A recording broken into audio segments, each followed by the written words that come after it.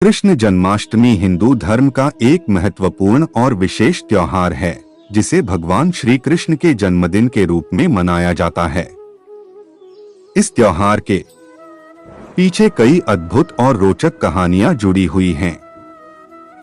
श्री कृष्ण का जन्म, उनकी बाल लीलाएं और उनकी माखन चोरी की कहानियां सबके लिए प्रेरणा और आनंद का स्रोत हैं। श्री कृष्ण का जीवन और उनकी कहानियां हमारे जीवन में सही मार्गदर्शन और आध्यात्मिकता का संचार करती हैं।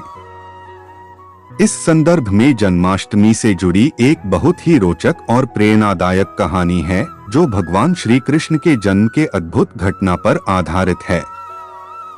कहानी की शुरुआत मथुरा नगरी से होती है, जहां का राजा कंस था। कंस अत्याचारी, निर्दयी और अहंकारी था। वह अपनी ताकत और शक्ति के मद में चूर होकर अत्याचार करता था। कंस ने अपनी बहन देवकी का विवाह यदुवंश के श्रेष्ठ व्यक्ति वासुदेव से किया। कंस अपनी बहन देवकी से बहुत प्रेम करता था, इसलिए वह स्वयं उसे विदाई देने के लिए उसकी ससुराल जा रहा था। लेकिन रास्ते में एक चमत्कारी घटना घटी। जब कंस देवकी और वासुदेव को लेकर जा रहा था, तभी अचानक आकाश से एक आवाज आई। यह आकाशवाणी कंस के लिए एक चेतावनी थी। आकाशवाणी में कहा गया कि देवकी का 8वां पुत्र कंस का संहार करेगा। इस आकाशवाणी को सुनते ही कंस का चेहरा क्रोध से लाल हो गया। उसने तत्काल देवकी को मारने की ठान ली, लेकिन वासुदेव ने उसे शांत करते हुए कहा कि वे अपनी हर संतान को उसके हवाले कर देंगे और उसे वचन दिया कि उसे कोई हानि नहीं पहुंचेगी। कंस ने वासुदेव की बात मानकर देवकी को नहीं मारा, लेकिन उसे और वासुदेव को जेल में डाल दिया।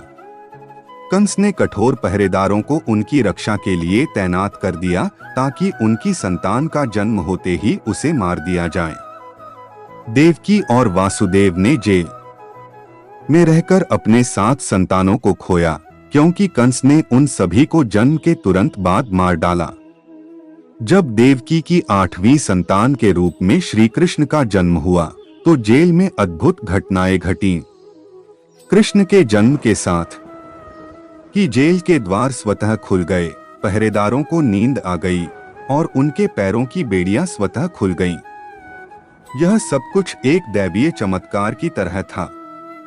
वासुदेव ने देवकी के नवजात शिशु को एक टोकरी में रखा और रात के अंधेरे में मथुरा से बाहर निकलने लगे। भगवान विष्णु की कृपा से यमुना नदी का जल कम हो गया और वासुदेव ने आसानी से नदी पार कर ली। वे सीधे गोकुल पहुंचे, जहां नंद बाबा और यशोदा रहते थे। वासुदेव ने श्री कृष्ण को यशोदा के पास छोड़ दिया और यशोदा की नवजात पुत्री को लेकर वापस जेल लौट आए। सुबह होते ही कंस को यह सूचना मिली कि देवकी ने एक बालिका को जन्म दिया है। कंस ने जैसे ही उस बालिका को मारने का प्रयास किया, वह बालिका आसमान में उड़ गई और देवी दुर्गा के रूप में प्रकट होकर कंस को चेतावनी दी कि उसका संहारक पहले ही जन्म ले चुका है। इस घटना के बाद कंस बेहद भयभीत हो गया, लेकिन उसने अपने अत्याचारों को जारी रखा। गोकुल में श्री कृष्ण का बचपन अत्यंत ही अद्भुत और रोमांचक था। वे बहुत ही नटखट और मस्तीखोर थे। उनकी माखन चोरी की कहानियां आज भी जनमानस में बहुत लोकप्रिय हैं। गोकुल में सभी ग्वाल बाल उनसे बहुत प्रेम करते थे। श्री कृष्ण अपने दोस्तों के साथ माखन चुराते थे और गोपियों को सताते थे।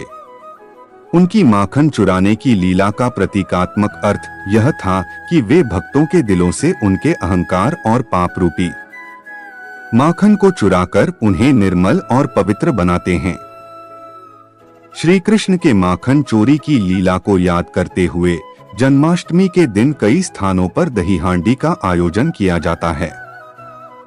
इस खेल में लोग एक दूसरे के ऊपर चढ़कर मटकी को फोड़ने का प्रयास करते हैं, जो भगवान श्री कृष्ण की बाल लीलाओं की याद दिलाता है।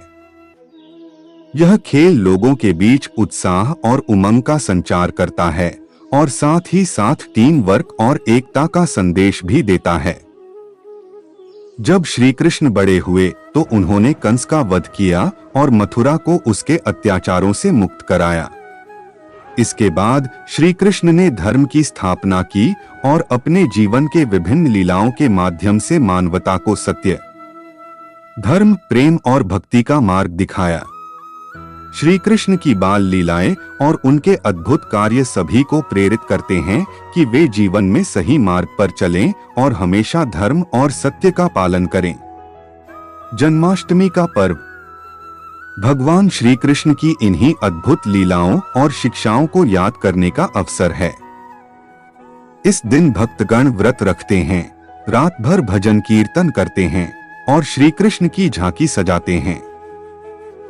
निष्कर्ष, कृष्ण जन्माष्टमी का त्योहार केवल एक धार्मिक आयोजन नहीं है, बल्कि यह हमारे जीवन में भगवान श्री कृष्ण के द्वारा दिखाए गए मार्ग को अपनाने का प्रेरणा स्रोत भी है। उनकी लीलाएं और उनके जीवन के प्रसंग हमें जीवन में सदैव धर्म, सत्य और भक्ति के मार्ग पर चलने का संदेश देते हैं। उनकी बाल लीलाएं हमें यह सिखाती हैं कि चाहे जीवन में कितनी भी कठिनाइयां क्यों न आएं, हमें सदैव उत्साह और आनंद से भरपूर रहना चाहिए।